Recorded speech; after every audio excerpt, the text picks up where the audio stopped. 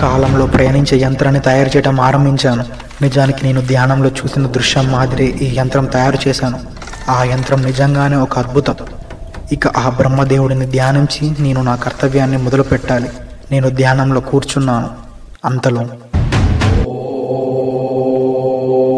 సృష్టికే ప్రతి సృష్టి చేయగల విశ్వకర్మ కాల యంత్రాన్ని సృష్టించలేడా? అంతటి అవసరం ఎందుకు వచ్చింది? అసలు ఏం మార్చాలని అతను టైం మెషిన్ని తయారు చేయాలి అనుకున్నాడు? చివరికి తను సరిచేయాలి అనుకున్న సంఘటన మారిందా?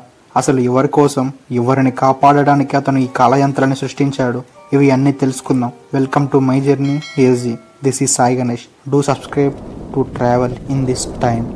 సృష్టిలో చాలా మార్పులే సంభవించాయి.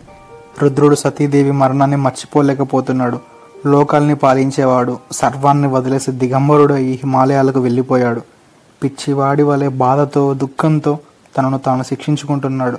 ఆ ఆవేదనలో, వేదనలో తన కోపం, కన్నీరు రెండు వ్యర్థాలే. వాటికి కారణం లేకుండా పోలేదు. కానీ తను చెప్పినా సరే సతీదేవి వినకుండా దక్షుడి యజ్ఞానికి వెళ్ళిందని రోధిస్తున్నాడు. సతీదేవి మరణాన్ని ఆపలేకపోయానని దుఃఖితుడు అయ్యాడు. నా మాట విని ఉండొచ్చుగా సతీ, ఇప్పుడు నేను ఒంటరివాడను అయ్యాను. ఎలా జీవించను నేను ఇప్పుడు?